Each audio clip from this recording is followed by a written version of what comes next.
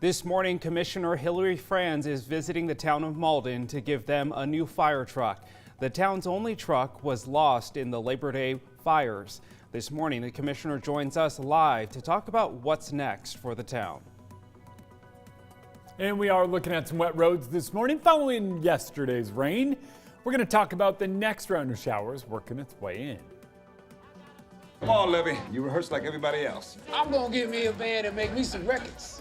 I knows how to play real music. The final performance. This morning we're talking about how you can watch the late Chadwick Boseman's last movie he filmed before his death. Up with KREM begins now. Religious overtones or undertones, or jurors may be unwilling to judge the case fairly because of religious beliefs. Well, have you listened to KREM 2's all-new True Crime podcast yet? One Foot in the Grave is now available on Spotify. Our very own Jen York and Taylor Vito host the 4-part series following the Lori Vallow case. You can binge all the episodes right now. We've made it easy for you. Just text the word podcast to 509-448-2000. Looking forward to listening to this one. I am just so enthralled by the work that they have done on this project because it is fascinating what they were able to uncover that we didn't really talk about on TV just because of our time constraints, but they really dug into some of the really nitty-gritty stuff. Yeah, I mean, it's definitely the perfect recipe for binging. You know, you start into it and you're like, I gotta keep going, I gotta know. You know what I mean, Dana Marie? This story captivated me from the beginning. Like Tim said, we'd covered it for a very long time here on Up with KREM, and I'm sure many of you are thinking, what are the details that we didn't get to dive into? And I know Jen and Taylor do that. If you're a Crime Junkies fan podcaster, this is the one for you because it is awesome. So really excited to listen to that. All right, just remember 509-448-2000, text the word podcast, and we'll give you all the details on how to get it. But for now, we got to get you all the details on the weather. Wet roads this morning in a few areas, and that follows yesterday's rain. It rained pretty hard for a moment there, and this morning all that moisture, some of that cloud cover, keeping temperatures pretty mild. We're above freezing from Moses Lake to Sandpoint, up to 40 already in Coeur d'Alene. 30 over in Wenatchee, a bit cooler there on the lee side of the Cascades, but here's how this plays out. It comes with a whole lot of wind today. Wind gusts will climb up to near 30 miles per hour through the middle part of the day, so just know it's going to be a breezy one. And today is kind of just a little tease. It's a sneak preview of things to come because we get a little bit of moisture, not a lot, but a little, and we get a little bit of wind, not a lot, but a little, and that kind of sets the stage for how the weekend unfolds. So today, we're up near 40 degrees. It is warm, there's no doubt about that. But this weekend, it's even warmer with even more rain in the forecast, Dana Marie. Well, with Jeremy, time running out, a new COVID relief measure, the pressure might be on and a deal may be near. Now, roughly $900 billion COVID relief deal has been gridlocked for months, but the latest version has now 2 new features.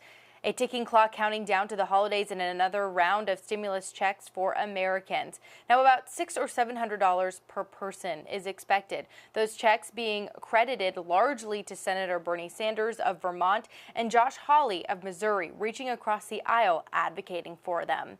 There's also a $300 a week in federal unemployment benefits for the next 4 months, along with $80 billion for schools, and billions more for vaccine distribution, rental assistance, and much more. The stimulus deal will likely be attached to a bill that funds the government, and that must be passed by Friday to avoid government shutdown. Dana Marie, thanks so much. A lucky group of elementary school students are getting the chance to visit Whoville this morning. Nicole Hernandez is live at Mullen Elementary School right now, where a group of students transformed the school. Good morning, Nicole. Yeah, good morning, Tim. It is super cute what this group of elementary schoolers has done to their hallways. They've made it into a whole new world, putting up houses, creating a whole Whoville village. This one's my personal favorite. It is a hot cocoa house. Who doesn't want to live in a hot cocoa house and notice all the marshmallows? The little door handle is a marshmallow too. And then we've got the Grinch here coming in to steal from this house. absolutely perfect little place here. They've done an amazing job decorating for their other students and classmates here at this school. And I was actually able to talk to 2 of the 5th graders that helped put all of this together, and they were super excited about being able to do this. I'm kind of happy because, like, yeah, this year has been very, very weird. And so it just kind of feels normal to do this. And so we spread some cheer. Yeah. So this whole idea started with 2 of the teachers wanting to do something special for their students. They spent Thanksgiving break putting up some basic Whoville decorations, but then when the students came back, they all joined in. They spent weeks making the halls extra festive for the rest of the school with Who houses, Christmas trees, everything you can think of, even the Grinch. They even learned a Reader's Theater version of How the Grinch Stole Christmas, and after all that hard work, today is the day that the 5th graders are showing it all off. All day, the other grades will be stopping by to enjoy. So they'll do, part of the class will do the activity in the classroom, and then everybody else will come down and they'll watch our kiddos perform their Reader's Theater, How the Grinch Stole Christmas. And then they're getting little baggies of hot cocoa mix to go ahead and take home and enjoy once they get home after school. That was Mrs. Gay, and she said that all of the K through 4th graders who are getting ready to experience this day of Whoville-ness were super excited to see this happen, and they've been excited for weeks. They've been sneaking around corners and getting sneak peeks of this hallway, and I can imagine what their faces look like when they see all of these amazing decorations. I'll send these back to you guys. My goodness, the detail, Nicole, on some of those characters. It's just incredible how talented they are to be able to draw some of those. It's beautiful. Oh, so creative. Isn't it amazing? I feel like I can't even do some of that. Oh, wow. I'm looking below the camera just because I'm enthralled with what I'm seeing. This is so incredible. Yeah, and I love that heart over there, Nicole. The Grinch, what is it? The Grinch's heart was 2 sizes too small. I love it. He grew 3 sizes or something. Oh, Yeah. Look at that. I love that. Well, how cool. in 3 Whoville, sizes they too say, small. The Grinch's heart grew 3 sizes that day. Yeah, I love Dr. that. Seuss. It says Dana Marie's name there. I love that.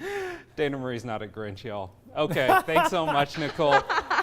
Well, earlier this year, I spoke one-on-one with Commissioner of Public Lands Hillary Franz. We spoke about the devastating Labor Day wildfires caused to eastern Washington. This is what she said in September. We're going to do everything so we can help rebuild this community too. Well, this morning, she's joining us live here on Up with KREM at 6:40. We're talking about how she's fulfilling her promise.